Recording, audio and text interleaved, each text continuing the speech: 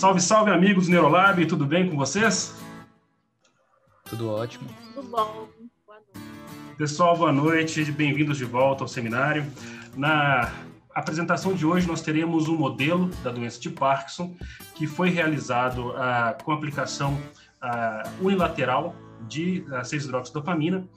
E muito interessante nesse trabalho ele não utilizou um composto, ele não usou uma droga, ele utilizou as próprias mitocôndrias de diferentes animais para tentar fazer um tratamento, um tipo de terapia celular, nesse caso a terapia subcelular.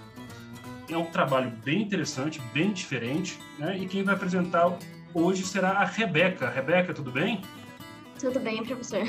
A apresentação está pronta? Tá. Então vamos lá.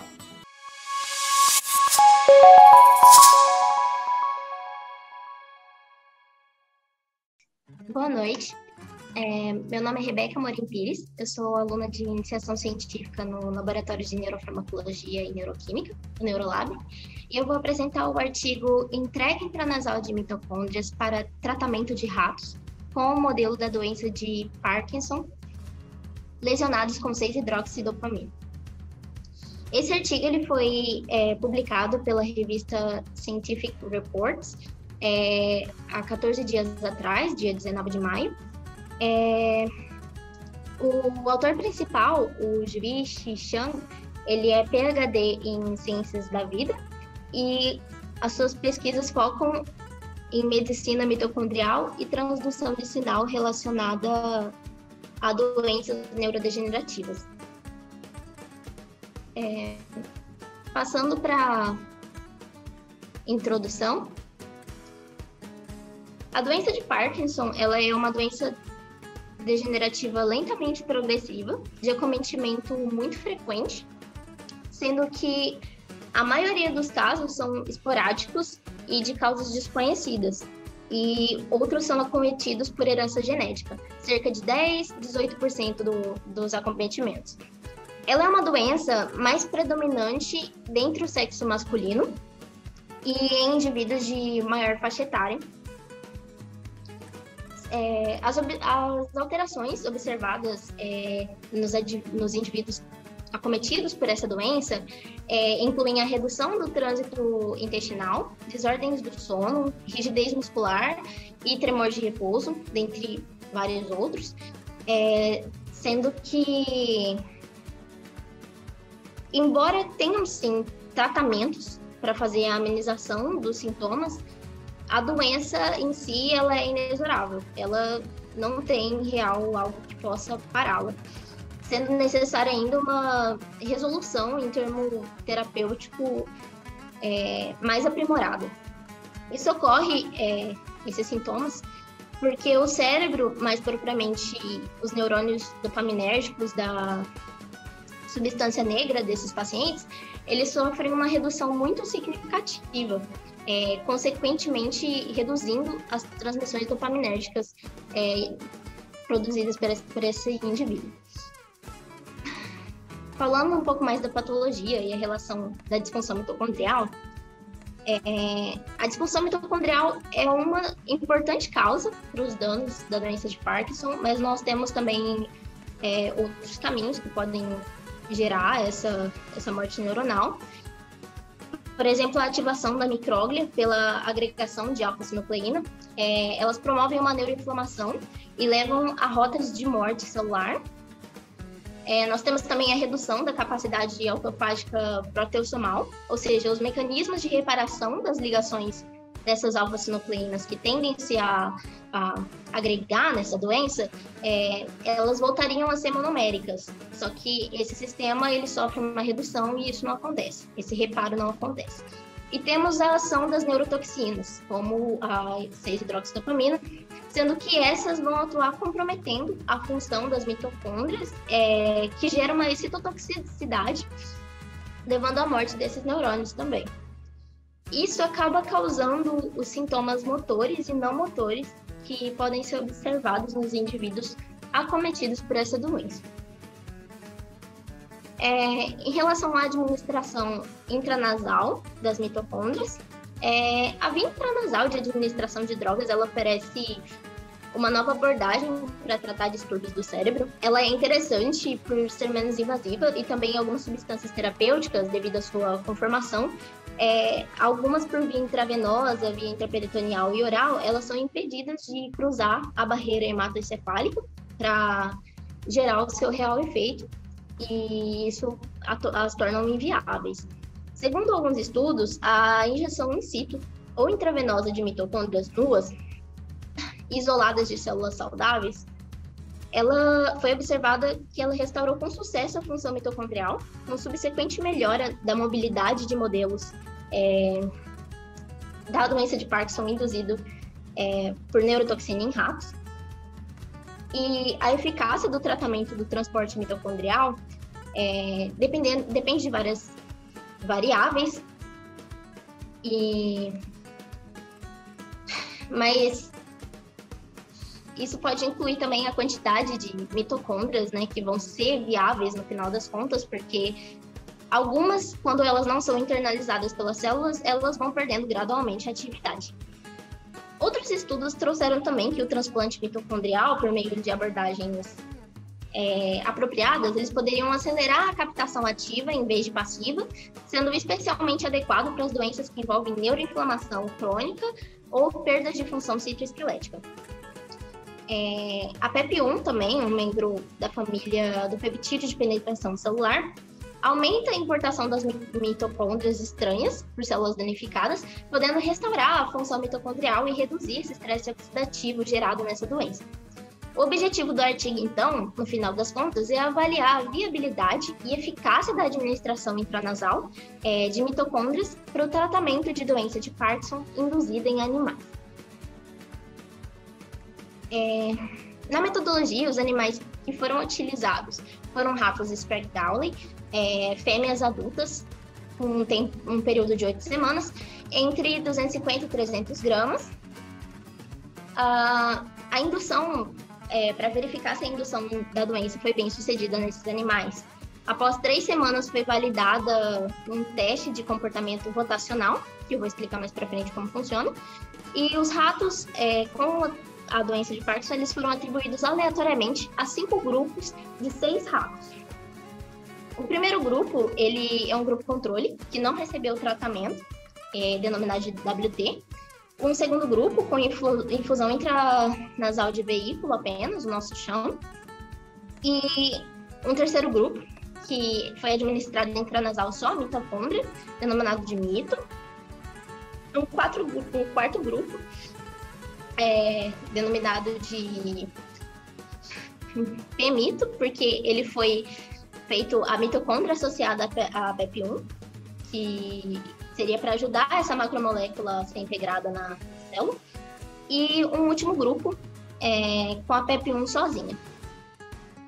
E os ratos, eles receberam uma infusão de gota intranasal unilateral de 200 microgramas de mitocôndria ou mitocôndria vinculada à PEP1 em 50 microlitros de tampão de respiração durante 3 meses de tratamento, aplicado uma vez por semana. Os ratos, eles foram imobilizados, apanhados pela nuca e mantidos com a cabeça para cima, para que uma micropipeta pudesse ser colocada na entrada da narina e fossem administradas as drogas na cavidade nasal. Isso com os ratos ainda acordados. Em relação à marcação e isolamento mitocondrial, as mitocôndrias halogênicas, elas foram isoladas dos fígados dos ratos. Para rastreamento da mitocôndria após o parto, foi pego o DNA mitocondrial em hepatócitos e foram marcados com BRDU antes do isolamento. Os ratos, eles foram sacrificados 36 horas após uma única injeção intraperitoneal de BRDU, e os fígados foram homogeneizados em tampão gelado, e por meio de uma série de etapas de filtração e centrifugação, essas mitocôndrias foram suspensas em um tampão de respiração e preparadas para o uso. A imunofluorescência do BRDU, ela foi usada para rastrear depois essas mitocôndrias, internalizadas em tecidos de amostra. Para a formação da mitocôndria conjugada com a PEP1, 200 microgramas de mitocôndrias halogênicas suspensas em tampão de respiração, elas foram conjugadas com 0,11 miligramas de PEP1 diluída numa água estéril. Para os testes comportamentais, foram realizados 2 testes, que é o de comportamento rotacional e o de campo aberto. Falando a respeito do comportamento rotacional, o desequilíbrio motor dos animais lesionados pela 6-hidroxidopamina foi testado pela rotação induzida por metanfetamina com administração intraperitoneal. A assimetria rotacional ela foi avaliada usando um rotômetro automatizado para registrar a rotação que o animal faria no sentido anti-horário de giros com o corpo inteiro. Os ratos que exibiram mais de 360 rotações em 60 segundos, eles foram designados aleatoriamente para o uso experimental. E durante o período do experimento, o teste de rotação ele foi repetido 3 ou 4 semanas após o tratamento. No teste do campo aberto, ele foi realizado para avaliar o comportamento motor geral, 3 meses após o transplante mitocondrial. No teste, os animais foram colocados numa caixa de acrílico branca, com um período de 30 minutos para adaptação, seguindo de 15 minutos de avaliação do andamento dos animais. Foi utilizado o software Ethovision para medir a distância, velocidade, número de cruzadas desse animal pela caixa e duração dos movimentos, tudo analisado em segundos, e as frequências de locomoção elas foram avaliadas dividindo o piso da caixa em 4 quadrados e contando o número de quadrados inseridos quando os animais colocavam as suas 4 patas. Na coloração histológica e imunistoquímica, os ratos que sobreviveram 3 meses após o transplante foram sacrificados e fixados por perfusão intracardíaca. Os cérebros eles foram removidos e depois pós-fixados em PFA e sacarose para crioproteção.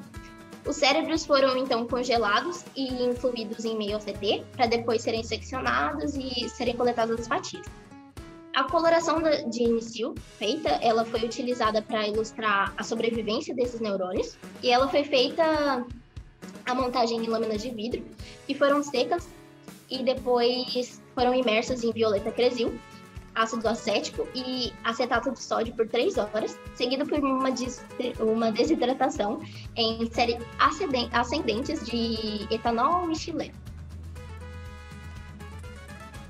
Para a coloração imunistoquímica, as sessões elas foram curadas com BRDU e tratadas adicionalmente com HCl durante 30 minutos.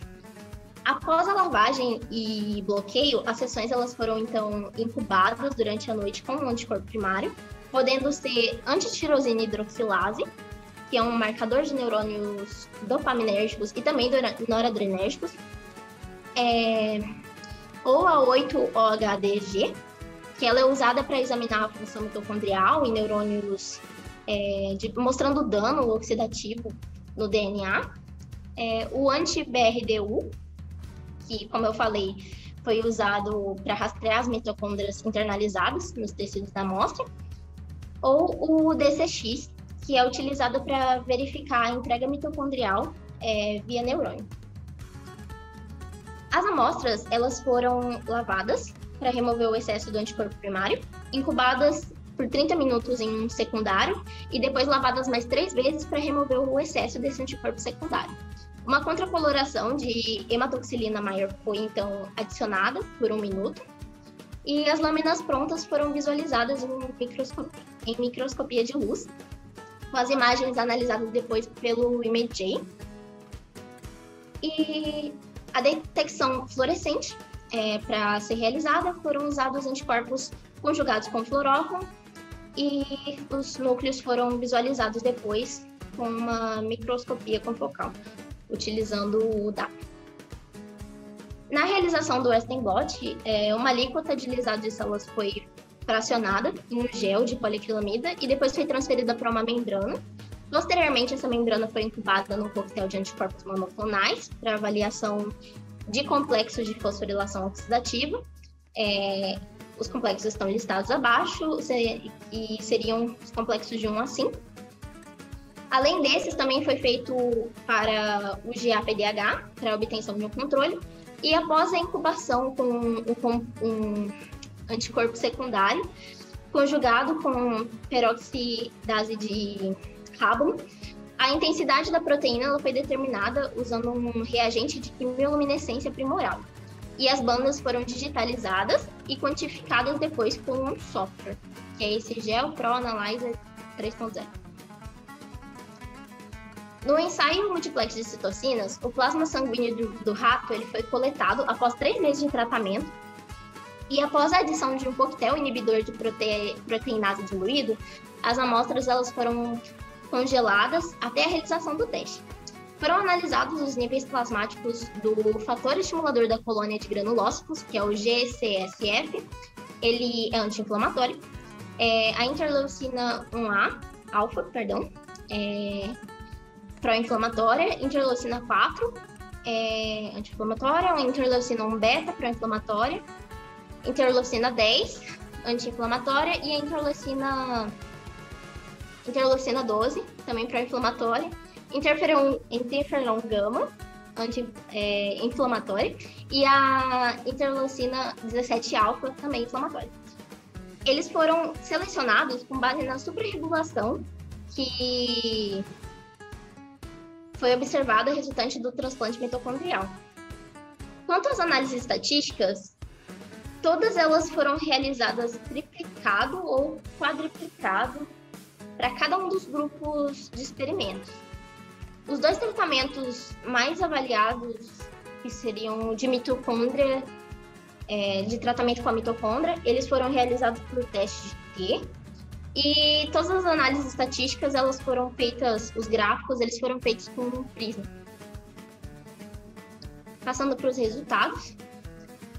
Bom, observando os resultados dos testes comportamentais, os dados obtidos nas rotações induzidas pela apomorfina mostraram que o grupo Sham, ele mostrou um aumento dramático na atividade rotacional, bem marcante, induzida pela apomorfina em relação à inatividade do grupo WT, fazendo esse contraste. A infusão intranasal da mitocôndria ou da mitocôndria associada à PEP1, ela causou uma diminuição significativa na atividade rotacional desses animais, com um período de 11 semanas.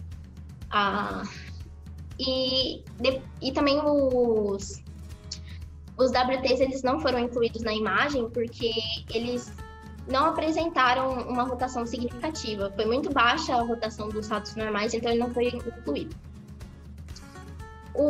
Já nos resultados do campo aberto, a infusão de mitocôndria ou de mitocôndria com PEP1 causou uma recuperação da atividade locomotora normal em 12 semanas, medida através dos parâmetros de velocidade média, aqueles que eu passei na metodologia. E isso comparado ao grupo Sham, não foi observada uma diferença significativa entre os compostos, entre os grupos, Sham e PEP1 sozinha, e nem entre a mitocôndria e a mitocôndria com a PEP1. Na observação de sobrevivência do neurônio na substância negra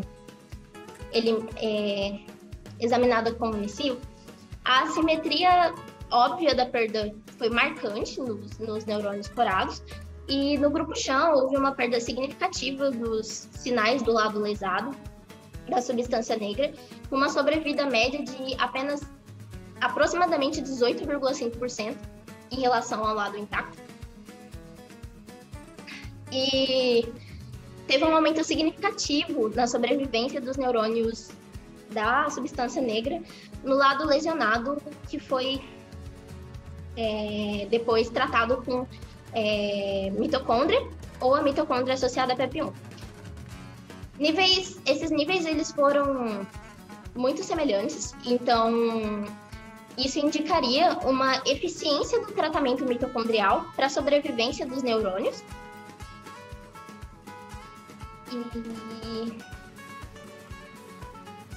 Assim, o grupo só com a PEP1, ele não teve nenhum impacto relevante que pudesse ser observado. Aqui também ele não teve nenhum impacto que fosse relevante. E aqui nessa imagem nós também vemos a assimetria fortemente aparente nos neurônios para o lado lesionado e não lesionado. E novamente um aumento significativo na sobrevivência dos neurônios dopaminérgicos no lado lesionado, que foi depois tratado, seja tanto o grupo mito ou o grupo P-mito. Nenhum efeito foi observado, como eu disse, nos de PEP1, e as imagens da terceira coluna, elas mostram mais propriamente essa parte da sobrevivência dos neurônios pela marcação, juntando o TH com o W. A coloração na imunistoquímica, ela também mostrou resultados consistentes no estriado do grupo mito e P-mito, que eram comparáveis aos grupos SHAM e PEP1 sozinha. A perda significativa dos neurônios dopaminérgicos que se projetam para o estriado foi restaurado após o tratamento do grupo mito e P-mito, mas não foram restaurados no grupo SHAM nem no grupo só com PEP1. A diferença do desempenho entre os isolados dos lados lesados e intactos, eles diminuíram significativamente nesses grupos com o tratamento, como pode se observar. No Western blot, foi mostrado que uma perda clara do complexo 1 estava ocorrendo na substância negra dos grupos SHAM e PEP1.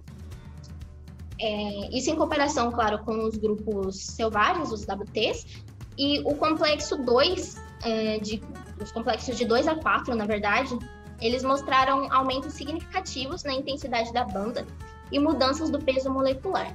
Ambos os grupos mito e P-mito, eles mostraram padrões de proteínas do complexo mitocondrial, como aqueles de WT, documentados numa recuperação significativa de C1 e explicando a normalização de desempenho de C2 a C4 em relação ao grupo SHAM. A quantificação, ela revelou que de C1 a C4 houve uma volta substancialmente normal nos grupos mito e P-mito, uma volta significativa, e que o ajuste na expressão de C4 no grupo P-mito, ele foi mais significativo do que no grupo mito, que é natural porque era para a mitocôndria entrar na célula de forma mais tranquila, mais facilmente. Enquanto isso, a coloração de imunistoquímica de núcleos em neurônios da substância negra exibiu sinais fortes da marcação de 8-OHDG no grupo SHAM, e em comparação com o grupo WT, enquanto os núcleos eles foram significativamente menos corados em ambos os grupos mito e P-mito. Embora os níveis da coloração eles se mostrassem ainda mais elevados do que os que foram observados no grupo dos WTs.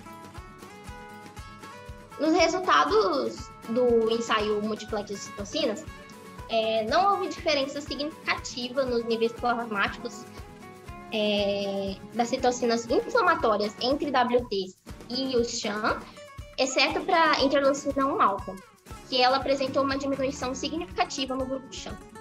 Em comparação com o grupo SHAM, o tratamento com a mitocôndria, ela evocou um forte aumento das citocinas inflamatórias, especialmente da interleucina 1-alfa, 1-beta e da 17-alfa. E o tratamento depois, que foi observado com a mitocôndria associada a PEP1, não só diminuiu a expressão da interleucina 1-alfa e interleucina 17-alfa, mas também suprimiu os níveis de interleucina 12. Assim, a gente pode dizer que essa infusão das mitocôndrias conjugadas com a PEP1, ela atenuou ainda mais a resposta das citocinas inflamatórias plasmáticas.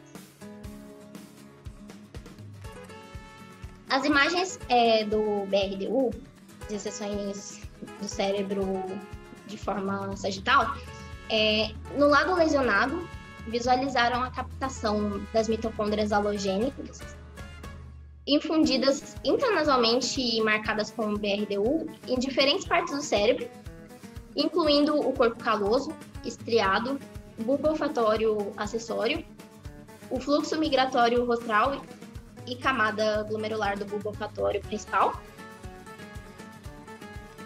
E em comparação com o grupo WT, que é o não tratado, os grupos de tratamento mitocondrial, eles revelaram a presença marcante das mitocôndrias halogênicas na região da faixa semelhante ao fluxo migratório rostral.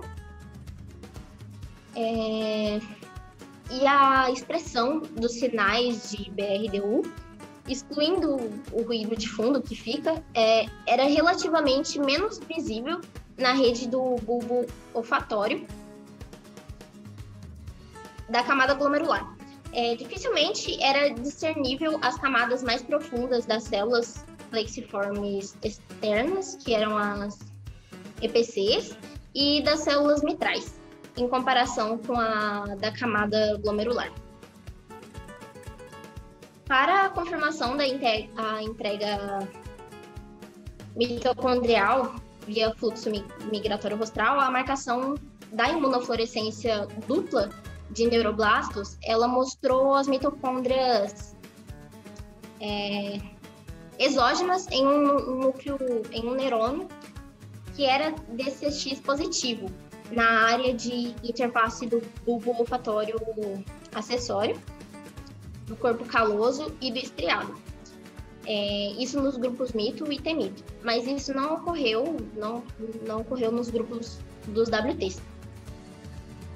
A localização de sinais de BRDU e de DCX confirmou a internalização dessas mitocôndrias halogênicas que foram colocadas, que foram administradas, nos neurônios ao redor da área do corpo caloso e do estriado. A coloração dupla feita de seções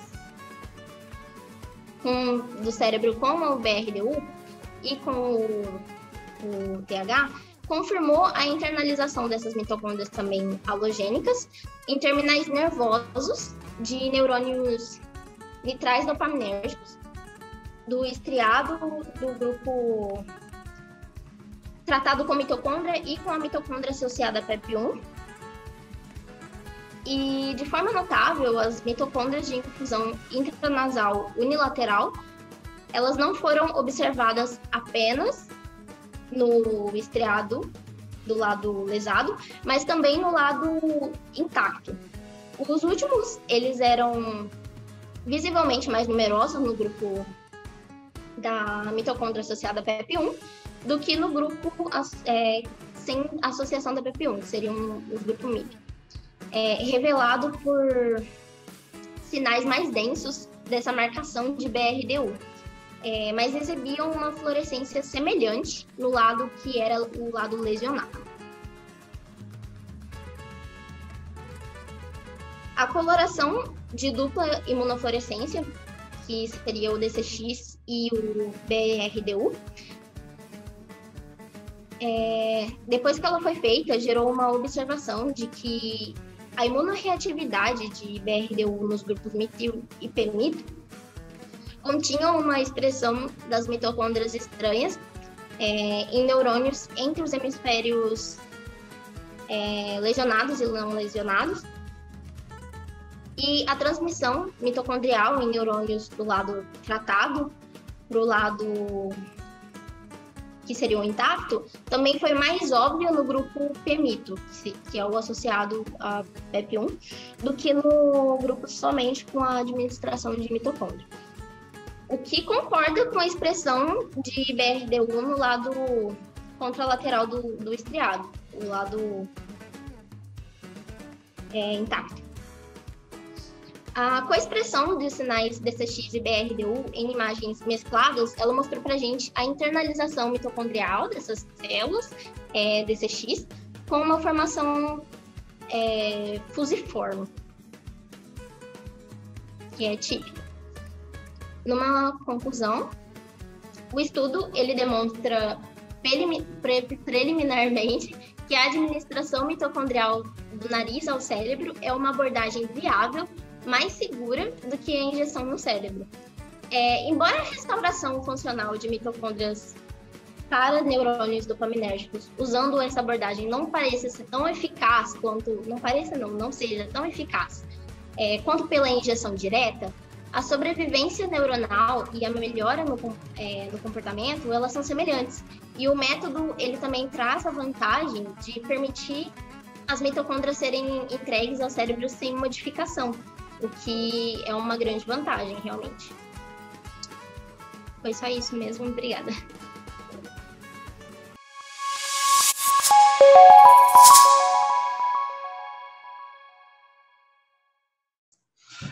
Rebeca, muito obrigado pela apresentação, artigo muito interessante. Eu fiquei bem intrigado por esse tipo de terapia. Eu fiquei realmente pensando em como essas mitocôndrias elas são internalizadas pelas células, né? Os dados mostram que as mitocôndrias estão lá, mas é realmente assim bem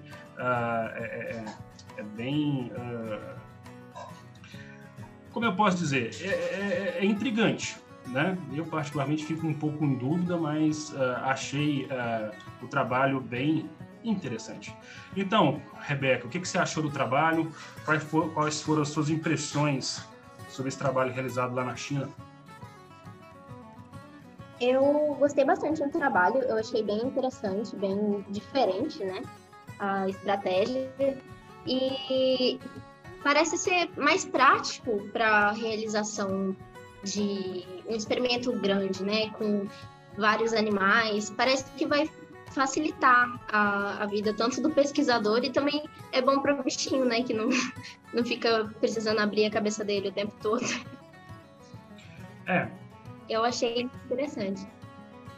Um dos grandes desafios que se tem quando se trabalha com fármacos que vão ser utilizados no sistema nervoso central é desenvolver um fármaco que consiga ultrapassar a barreira hematocefálica, porque é uma barreira muito seletiva e aí somente compostos que são ou moléculas pequenas, ou moléculas apolares, ou moléculas que são lipossolúveis, que vão ter maior facilidade de entrar no sistema.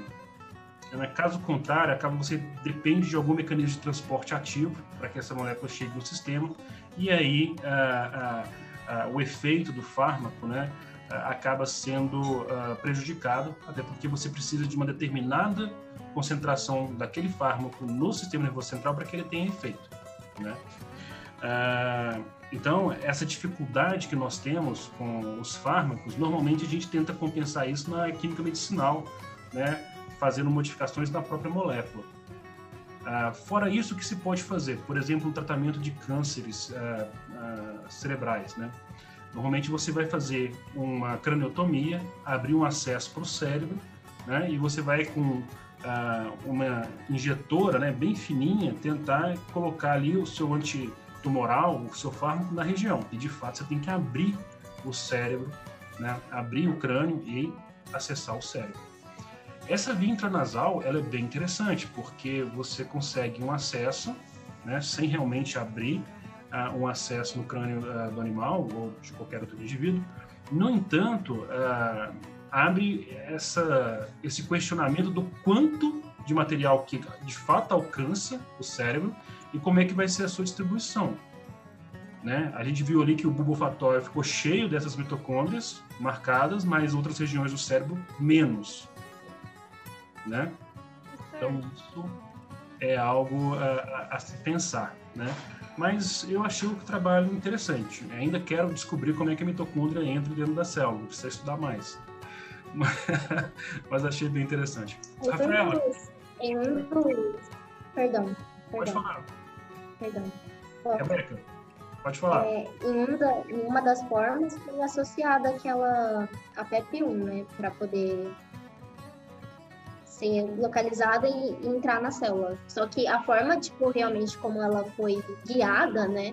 Eu achei bem interessante. Eu acho que ainda é um questionamento, né, que fica para essa forma de administração. Eu tenho duas informações que me saltam aqui na memória e que eu acho que podem ser relevantes. Uma delas é que um dos primeiros sintomas associados à doença de Parkinson é a perda olfativa. Então, você tem dois sintomas que não são essencialmente neurológicos, né? Então, você tem essa perda olfativa e você começa a ter alterações no trato gastrointestinal, certo?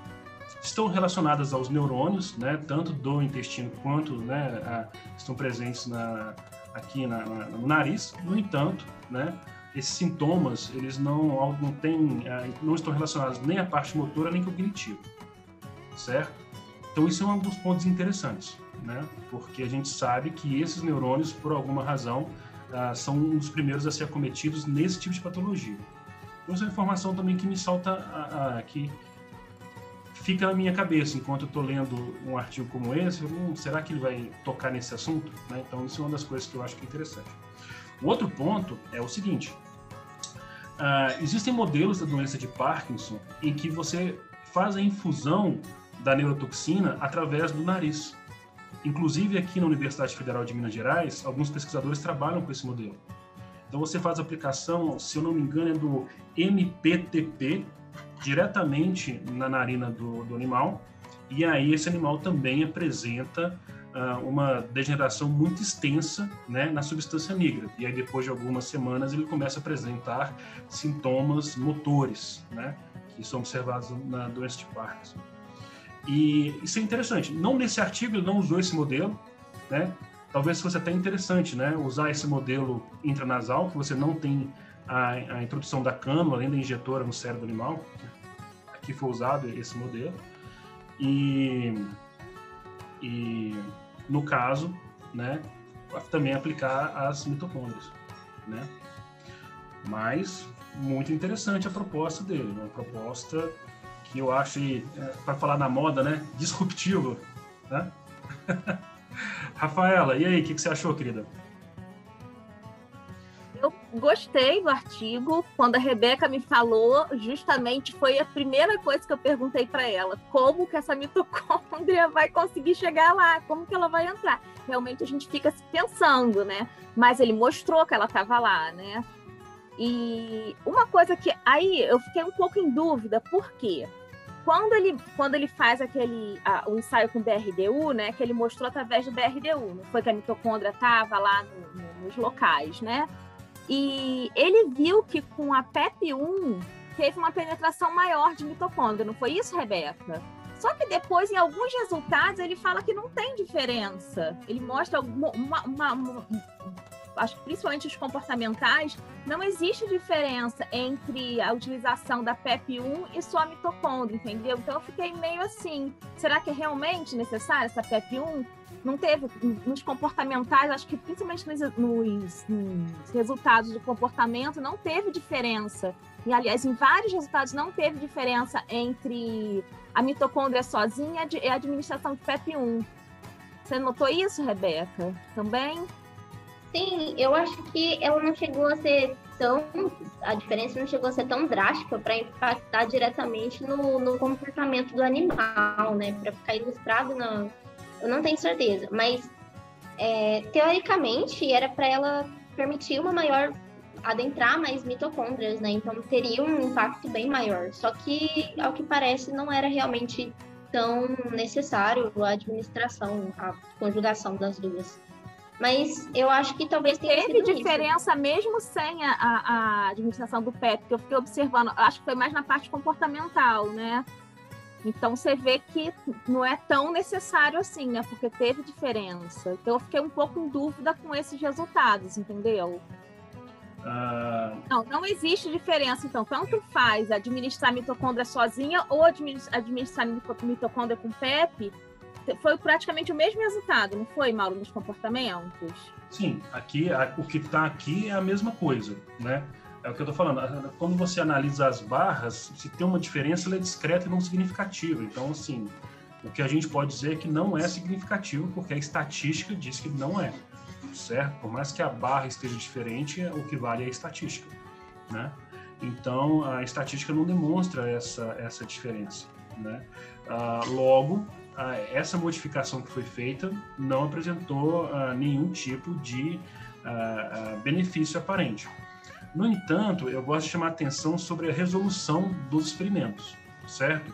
O comportamento comportamental, eu acho que é um experimento de baixa resolução. Por quê? Porque você tem uma variância muito grande, certo? Dentro dos grupos, o que faz com que, para que você consiga ter significância, você precisa de muitos animais, tá? E para que haja uma diferença significativa entre um controle e o tratado, você precisa que essa diferença seja muito, muito grande. E para você ver uma diferença, que mesmo que seja uma diferença entre dois grupos que melhoraram, para você conseguir ver de fato, você precisaria triplicar o número de animais, porque o experimento, a variação dele é tão grande que você não conseguiria. Então, no caso de você observar uma internalização maior, isso é interessante. Então, esse experimento te dá essa visão, tipo, realmente está entrando mais, tudo bem? No entanto, o comportamental não vai conseguir te dar essa informação mesmo. Então, é aquilo... Você fica sem saber, né? Você vai dar vou dar um desconto para o pesquisador. Não, eu entendo que esse experimento tem baixa resolução, então a gente pode fazer mais experimentos para talvez melhorar a resolução ou talvez investigar de uma nova maneira, né? O que é relevante nesse tipo de abordagem é, por exemplo, você entender posteriormente, coloquei as mitocôndrias e coloquei as mitocôndrias modificadas. Aonde que elas estão entrando? Que tipo celular que elas estão entrando? Elas estão entrando mais nos astrócitos, nos neurônios, na micróglia, certo? Ele coloca aqui, por exemplo, alguns marcadores de inflamação, ele coloca citocinas, né? E aí, será que essas mitocôndrias estão tendo um papel de modulação desse sistema? Né? Um dos efeitos que a gente vê é que, bom, a mitocôndria ela é fundamental para o funcionamento da célula. E quando a mitocôndria ela tem algum tipo de problema, você tem aí 3 tipos de morte que você pode observar, né? A necrose, que é catastrófica, quando você tem um efeito neurotóxico muito forte. A apoptose, quando ela sofre um dano que é irreversível, a célula tem como controlar o seu autoextermínio, né, a sua morte. E você tem a autofagia, que é quando ela sofre muito estresse, né? E aí a mitocôndria também pode ajudar a regular esse processo. E aí também é interessante investigar nesse ponto, né? Então, qual é o tipo celular e quais são os mecanismos que ela está alterando, certo? E aí, talvez com esses experimentos, você conseguiria entender se a mitocôndria ou a mitocôndria modificada é melhor ou pior. Mas no caso do teste comportamental, aparentemente realmente não tem diferença nenhuma, tá? Mas é intrigante, é bem intrigante. Gustavo, o que você acha do trabalho, querido? Então, professor, achei bastante curioso, na verdade, eu não tinha visto ainda nada parecido assim, ainda mais envolvendo as mitocôndrias. O artigo, ele assim, eu senti falta de algumas coisas, ele deixa mais dúvidas do que resolve muito a situação, mas é curioso, né? O tipo de administração, as mitocôndrias sendo administradas dessa forma, mas novamente, foi o que a Rafa bateu e eu também observei isso, a parte do comportamento, acho que faltou ainda um pouco. Se eu tivesse feito outros comportamentos, talvez a mais, ou tivesse explicado melhor, né, no artigo, mostrado como que está ocorrendo a entrada dessa mitocôndria no sistema e talvez ver a expressão dessas mitocôndrias ou a localização dessas mitocôndrias em todos os tipos, ou pelo menos na maioria dos tipos celulares do cérebro ali, né, não só em neurônios, por exemplo. Eu acho que faltou, eu acho que não me convenceu muito o artigo, mas é bem interessante a ideia do autor. O que às vezes eu acho ruim nos projetos, na pesquisa, é que muitas vezes o pesquisador ele faz um artigo E aí ele fala, no nosso último artigo nós fizemos isso. E aí ele começa de onde ele parou. E na minha visão, eu sei que eu posso estar errado, mas na minha visão, eu acho que cada artigo é uma peça única. E aí é sempre bom você introduzir o assunto com alguns resultados, sempre colocando a primeira figura, nós estamos trabalhando com isso, nós já vimos isso, mas está aqui o resultado confirmando. Porque aí, quem está lendo e quem está tendo contato com aquela pesquisa pela primeira vez, com aquele primeiro artigo, né, ele fala, não, entendi. E aí, mesmo que ele vá depois buscar esses mecanismos de maneira mais aprofundada num outro trabalho, né, ele, pelo menos naquele artigo que ele teve contato, ele ele pelo menos já tem uma introdução, né? Então, acho que às vezes fica faltando um pouco isso. Porque ele descreve no artigo dele que em outros trabalhos ele fez com a aplicação direta no cérebro, né? E aí resta saber se nesses outros trabalhos ele avançou sobre qual tipo de celular que estava sendo modificado, né? E quais outros mecanismos que estavam sendo modificados, né? Que no final das contas é isso. Eu gostaria de pontuar uma coisa que eu acho interessante, que é relacionada à terapia celular. Ao longo dos últimos anos, vários trabalhos foram feitos com células-tronco em doenças neurodegenerativas, isquemia cerebral, para tentar estudar o impacto dessas células, né, nessas patologias. O que se esperava inicialmente era que, eu vou colocar uma célula-tronco no neurônio e ela vai virar no cérebro, né, e ela vai virar um neurônio. Essa era a expectativa. O que se descobriu ao longo do tempo foi que quando se colocava células-tronco no cérebro desses animais, você até observava uma melhora, certo? Então, uma melhora acontecia. No entanto, o que se descobriu foi que essas células, elas se diferenciavam em células mais parecidas com astrócitos, e elas produziam fatores anti-inflamatórios, certo? Fatores que iam favorecer a regeneração, e não necessariamente elas se tornavam neurônios. Então, elas chegavam ali e auxiliavam o processo de redução da inflamação e de reparo. Então, é isso. Às vezes, você trabalha uma hipótese, estabelece uma abordagem na expectativa de ir pelo caminho A. E na hora que você vai estudar, ela foi pelo caminho D. Você nem imaginava que ia ser. O fim foi o mesmo. A observação foi a mesma, né? Mas o mecanismo foi diferente. E pode estar acontecendo isso aqui nesse trabalho. Então, né, trabalhos que abordam um fenômeno, né, a gente tem que deixar sempre a nossa cabeça bem aberta, tá, para as possíveis diferenças de mecanismo que você vai encontrar, né, com essas modificações que foram feitas na mitocôndria. Tudo bem? Lênia, e aí, para a gente poder fechar hoje? Muitas dúvidas, né, que o pessoal comentou, como que essa mitocôndria entra, é englobada e causa essa melhora, né? E outra dúvida que eu tive, professor, é essa via de administração, ela seria melhor que o intraperitoneal ou intracerebral? Tipo, ela consegue mesmo atravessar melhor a barreira hematocefálica ou não tem nada a ver? É a molécula? Eu acho que essa pergunta é muito interessante. Por quê? Porque a via de administração de um fármaco, né, ou então da própria terapia celular, ela vai estar relacionada ao efeito desejado, certo? Então, o que acontece? Se eu quero tratar um paciente que tenha um tumor cerebral, né, o que eu vou fazer?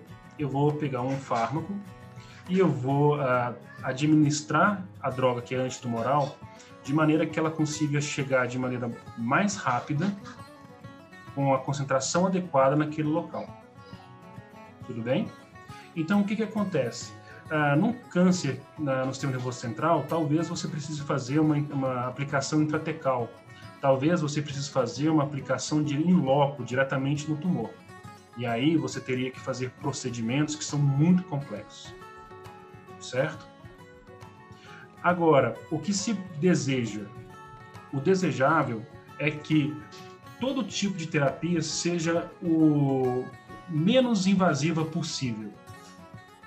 E em ser menos invasiva, a gente quer colocar que ela possa ser administrada ou por via oral ou por via endovenosa, porque são vias de acesso fácil, que pessoas até com baixo treinamento são capazes de realizar,